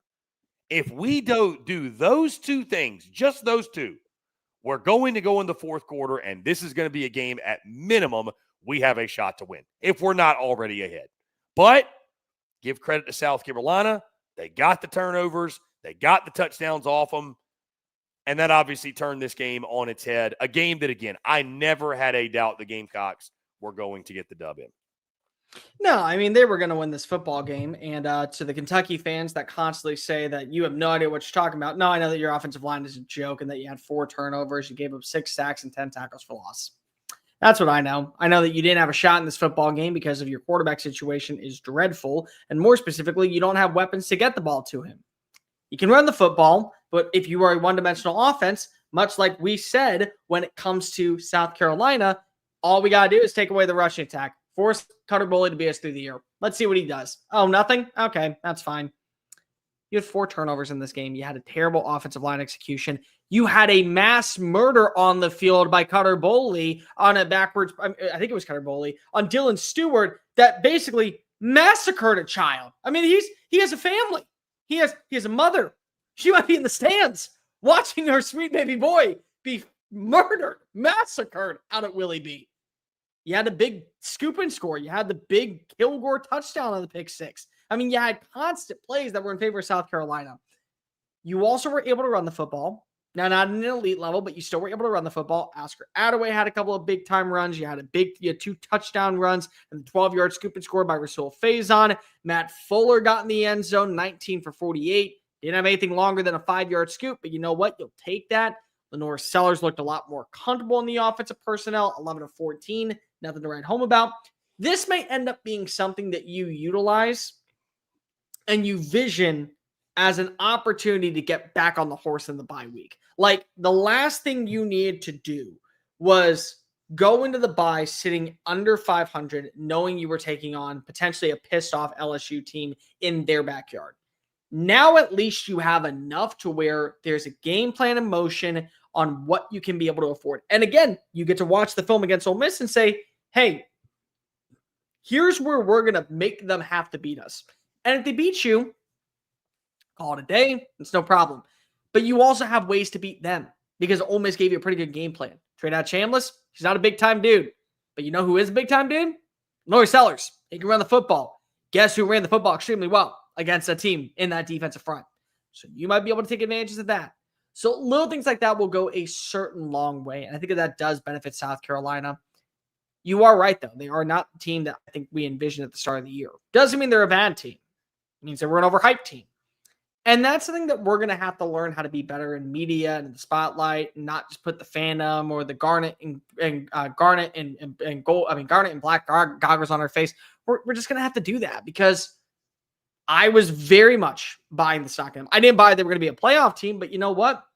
I believe that they were going to be a 9-3 roster that was on the outside looking in. A game like that doesn't change my opinion that you're probably a 7-5 roster, 8-4 at best. You're going to have to get some breaks. You can put yourself in that position. I do want to spend a little bit of time on Kentucky, though, because the only thing I will say, this was the first time to where I felt apathetic for Kentucky fans. Like, there's no life in this program. And what's so sad is that for years, at least, you had it with Mark Stoops, who, again, whenever he decides to leave Lexington on his own terms or by a firing, he still is going to go down as the best coach that has come on through. Like the Mike Gundy situation, Mike Gundy forever will be revered as the greatest coach that has ever existed in Stillwater, Oklahoma. The same thing goes for Mark Stoops. But something's got to change. And now knowing that Sam Pittman's been fired and knowing that Billy is probably 1 foot out the door, and depending on what happens currently with the status of Hugh Freeze down on the plains, and knowing there's a guy in New Orleans that wants to be with you and that be his program moving forward because he's from the state and he's going to be targeted by all those places, if not more, do you just try to find a way to pay the buyout and move on with your life? Because last night was the first time it just felt like there is nothing for this program. There's no offense. The defense has taken a massive step back. They're not even that great on special teams. I mean, we're talking about who is the best program in the SEC. I can tell you who is the worst program in the SEC. The one that we just saw last night in Columbia, South Carolina. Far and away. Yeah, and I agree. I think you and I both agreed, Bear. Most of us did. This program, the program with the least amount of juice in it, Kentucky, undoubtedly. So they've got major issues. I don't think they win a conference game this season. I would be surprised if it happened. Again, maybe this is the game. Like you said, South Carolina can build some momentum. I still have the same question marks I have for the Gamecocks for this. But like we said, this is one you've expected to win. Get off the schneid, get back to winning ways. They do that, picking up their first conference win. Yeah, avoiding 0-3 start. Pretty big deal going into LSU. Yeah, pretty big deal. Pretty big deal. Have good vibes going into the bye week and then LSU.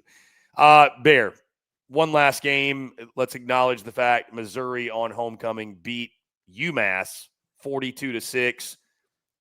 Don't really want to spend a ton of time on this game. I only wanted to highlight it to say this. Ahmad Hardy for Heisman. 24 carries, 130 yards, 3 more touchdowns for Ahmad Hardy. I know it's UMass. I get it. But hey, when you're trying to win a Heisman, it's all about padding the stats. And this is exactly what they did. Bo Prabula, by the way, 26 at 29, 241. I mean, again, man, they took care of business as you would expect. But Ahmad Hardy, if you've got an Ahmad Hardy Heisman ticket, especially before the season, hello, you're sitting pretty. You should be at least. Dude, if Ahmad Hardy was putting up the exact same numbers and he was the starting running back at Bama or Georgia, number 2, we would be talking about him endlessly. Yep. The Mizzou disrespect. And I'm not going to let you disrespect Vanderbilt because we did not talk about them. How dare you forget about the doors? Oh, yes. Yeah, my bad. Yep, you're right. How dare you? Game. You know why? You know why I forgot about them? Because they pissed me off because they didn't cover. They didn't cover. And I'm pissed about that. And it was on the final drive, too. I know. They had it. By the way, Bear, you can get Ahmad Hardy right now on FanDuel plus 3,000 to win the Heisman. He's not even in the top 20. 1, 2, 3, 4, 5, 6, 7, 8, 9, 10, 11, 12, 13, 14, 15.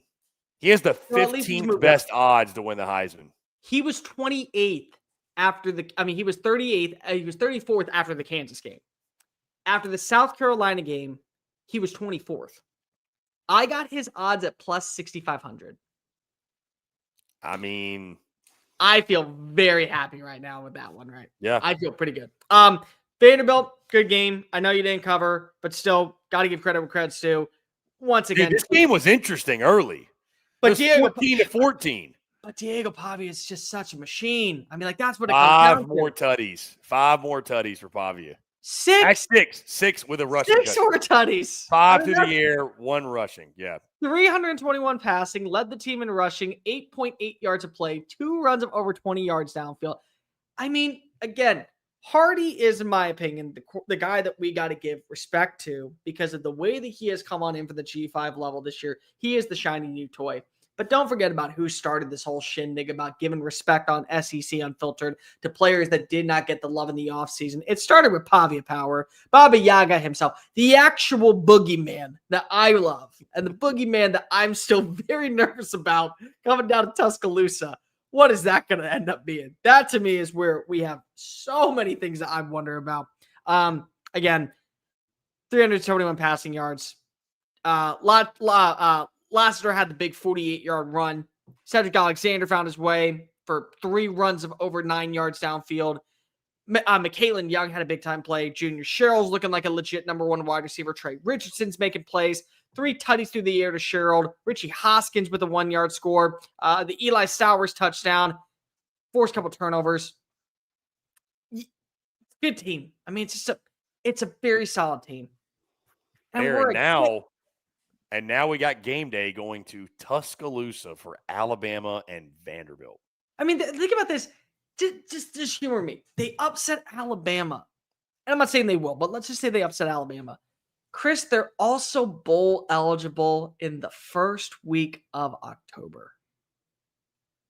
Who the hell would have ever thought that with Vandy? Wild times we're living in. So they're a game away. Well, for starters, they're going to be bowl eligible. The question is, no doubt, are they going to be a 9-3 team, or are they going to fight for? You win this game. It's too soon to say you're getting in the playoff, but it's at least finally worth having a conversation. Like, you can at least now say out loud, it's not out of the realm of possibility. Doesn't mean it's going to happen, but it's not out of the realm of possibility. It is. Yeah, that's going to be a fun game to break down, talk about. Obviously, again, College Game Day decided to go to Tuscaloosa for that Bama Vandy game. Like you said, Bear, Vandy taking care of the business. I just hate the second team defense.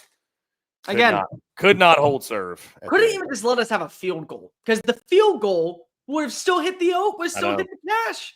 And I would have been 4-1 this week, and that pisses me off. Yeah. All good. We'll forgive you. We'll forgive you a lot too. We'll forgive you doors. We'll forgive you. You could never hurt us, Diego. It's okay. It's not your fault. You can't play defense also. So nope, all you good. can't. Guys, an electric week 5 Bears. We close out. Let's do attaboys. Let's do overreaction. Let me start with the overreaction really quickly. My overreaction to week 5 is simply this. I asked the question coming into the season, do we have an elite team? My overreaction is that the answer to that question is no. The SEC doesn't have an elite team this year. We got a bunch of good ones. We got a bunch of really good ones, really fun ones, exciting ones. We don't have an elite team. I just there is not one clear-cut, head and shoulders above the rest. There's some better than others, but they're all vulnerable. Every one of them is vulnerable. I mean, the entertainment value is great. I mean, on a week-in, week-out basis, who knows? But we don't have an elite team in the SEC. Because we don't have an elite team in the SEC, you're going to see a lot of games go down to the wire, which may end up leading to a lot of 10-2 teams. My overreaction, we have 5 college football playoff teams in the SEC. Because if there's just not going to be that separation, you're going to have too many teams that will finish 10-2. One team beats the other. Another team beats the other. We're going to have all these head-to-head finishes, and that's going to have to force the committee to say, well, what are we going to do? Are we going to give a 9? Are we going to give an 11-2 non-team that has currently no ranked wins in the ACC or the Big 12 an opportunity to go to the playoff to keep another SEC team out? Or are all these teams so close that compared to what you have resume-wise, they look better than what currently is in the Big 12 or in the ACC? And then if there isn't an elite team, or if there are elite teams in the Big 10, they're going to create that separation to where you have all these 9-3 teams. And then you have the 11-1s and the 10-2s. So I just think that right now you're looking at bold hot take, overreaction. 5 teams from the SEC go to the playoff this year. I like it, and I will say this, Bear, to your point, it does feel that way because we've got so many teams that are having success right now. It does feel like we're going to get more in than last year, which would make us very happy. Yeah. So, any other one? No, I think I'm just going to go with that one. I'm good with that. Arkansas needs to hire a G5 head coach. You don't need to go the coordinator route. You're going to bring up, and by the way, they need to be a current active G5 head coach. You can't do this whole thing of, we're going to go out and get Jimbo Fisher. We're going to go out and get John Gruden. You want to do that, it's going to flame out harder than what you have with Sam Pittman. It's going to be worse. Yeah, getting somebody not involved with the game currently, I think, would be a pretty crazy. I do not care. I'll tell you, and I'll just tell you one name that's going to be on the list tomorrow, who I would love to see out there. He's not going to take the job because I think he wants to stay another season out there. But Dan Mullen would be one of my first phone calls. That'd be an awesome hire. Dan Mullen would be one of my first phone calls. That'd be an awesome hire for sure. Bear, let's do attaboys. I'll start with this too. And I have 2, one on field, one off field. Obviously, first attaboy, Morris Hall. And specifically, I'll say my guy Dwight. Shout out to Dwight. Bulldogs battling breast cancer. Make sure you go check him out. Duda Dog on Twitter. You can get all the information. Bulldogs battling at breast cancer. Great charity, great organization. Consider donating. They do a phenomenal job. Shout out to Dwight. His hospitality hosting me this weekend. Can't say thanks enough to him. Morris Hall Tailgate, all the folks in Athens, really, truly means the world. I always look forward to going there, and that's a big reason why. The people are just incredible. On the field, Bear, I got to give the attaboy to Ty Simpson. I just – the poise, the moxie, the composure, all the speculation, all the questions going into that game against Georgia, he was phenomenal. And I don't think that's an overstatement. I really don't. He was phenomenal in that game. Cool as a cucumber. Just glad I got a Heisman ticket on him. So, shout out Ty Simpson. 2 attaboys. Number 1, TRINIDAD CHAMLBISS. Thank you for making me feel like the genius that I am, because I am a genius and I'm better than most people by trusting you to get the job done against Brian Kelly and the Baker defense. No, but sincerely, for you to be able to show on up in the way that you did, 300+ yards against this defense, and also to make sure that you were able to correct your mistakes, says a lot about you. It truly does. And I got to give more credit to what TRINIDAD CHAMLBISS is. Start talking about him more so as a legit quarterback. And by the way, I mean, that takes nothing away from Austin Simmons. I still think he'll be a great quarterback moving forward and at another school. Just probably won't be here. Second attaboy, and this one's just a personal one. It's Kalen DeBoer. It is. Kalen DeBoer, to me, once again, had to deal with so much outside flack that was never put on his plate to begin with. It's like Arch Manning, but actually with results now to prove it. People said that he had to replace Nick Saban, had to go ahead and replace the GOAT, and watch the way that he's not going to be able to work down here in the South. He's 2-0 against the coach that currently was probably the greatest assistant underneath Nick Saban in the history of all of his tenures. And that goes to his time at LSU. It goes to his time when he was at Michigan State. The laundry list of names that he's had. Kirby Smart, in my opinion, is best. You're 2-0 against him. You're now showing why you are the right guy to lead this program. And it's not about just having good coaches. It's about learning how to change your culture. And he's done that. To win on the road in Athens is not only a major testament, it's a memorable moment. 33 games played there. It was another streak snapped. And that's all they do, Alabama. And Kalen DeBoer is just picking up the pieces right where Nick dropped them and said, all right, I got you, boss. Can't be upset about that. Attaboy, Kalen DeBoer. You took a lot of shit week one. A lot of shit from people on this channel, even. Good on you, bro. Good on you to be able to show one up and show one out. Yeah, there's not a lot of chatter about Kalen DeBoer's buyout here on this Sunday, September the 28th. That is for sure. How much the conversation can change in a 4-week span. My goodness. Final thing before we get on out of here. You want to ask the question, so let's answer it. Who is the best team in the SEC? Right now, and I asked this, I'll play spoiler because my power rankings are going to drop tomorrow. That could even be a different question, though. Who should be number one in the power rankings and who is the best team in the SEC? Who is the best team in the SEC? Not who's number one. one. Right now, the best team in the SEC. I mean, on-field results have to matter, Bear. Like, even if you think, well, I still think Georgia's the best. I mean, Bear, I got to say Ole Miss. I don't know how you don't. I got to go Ole Miss. Until TRINIDAD CHAMLBISS proves he's mortal, I mean, they've got a great coach. I think Lane Kiffin is an elite-level coach. I got to go with the Ole Miss Rebels. The team that I very much feel could be right is Ole Miss. And in my rankings this week, I gave Ole Miss the credit because they have that signature win. But Vanderbilt right now feels like the best team in the SEC. Let's go. Vanderbilt SEC. Anchor down. I thought you were going to say Bama, to be honest. They have shown me so much every single week. It is a faceless opponent. They do not care. Now, Ole Miss, again, they're 3-0 in conference play. That's got to count for something. That does. And I will 100% go ahead and say, if you want to put them there, no added pressure. I have them at number one in my rankings because of the win. And I get that. The team that I feel the most confident in right now is Vanderbilt. It is. It just is. It's scary to say, but it just is. And that, for me, is horrifying going into this matchup. It's just so like, Bear, like the theme of this week and like the big takeaway is just, again, you may not love hearing this if you're a diehard fan of one of these teams because your heartstrings are getting tugged at every single week, right? Like just this roller coaster you're riding. But Bear, from an entertainment standpoint and just like a sports fan standpoint, this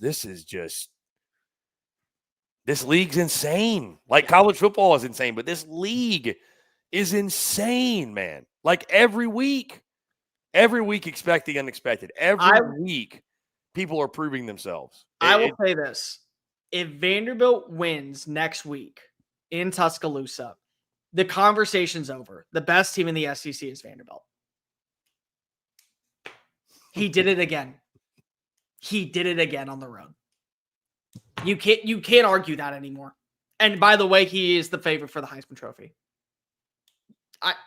I'm sorry, it is. If he does it next week.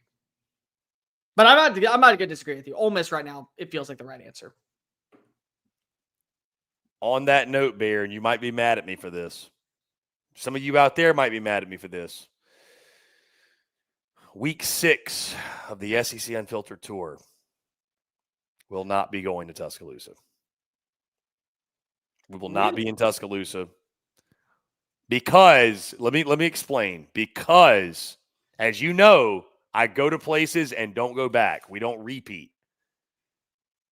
There is another Alabama game that it doesn't take a rocket scientist to figure out which one I want to go to. Just admittedly. Yep. Okay? I know where you're going. I now know where you're going. We are going week number 6. Drum roll, please, to Gainesville, Florida. The Florida Gators and the Texas Longhorns, a game that was, I think Game Day probably thought they'd be there this week. But because of Florida being terrible and Texas offensively looking like doo-doo, this is what we get. Either way, though, I'm excited. Excited to get to Gainesville. Excited to get to the Swamp. Going to be a ton of fun. We got a lot of stuff planned with Gators folks down there. Yeah, and who knows? Maybe Florida pulls a crazy upset. Maybe Arch Manning balls out. It's still a compelling game. It's still a really compelling game. But admittedly, like I said, I wanted to save the Bama trip for later in the season. There is a specific game that, again, it does not take a rocket scientist to figure out which one I want to go to.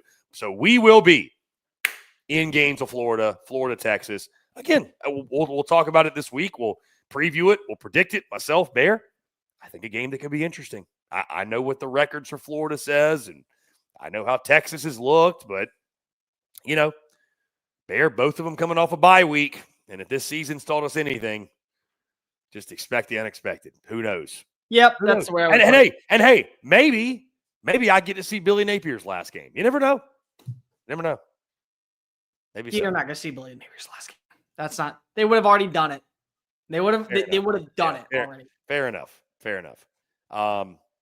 Yeah, that one will be a lot of fun. Excited to get down to Gainesville and excited to head into another fantastic week with you all. Week number 6 officially on deck. Bear, any last words before we put a pin in it?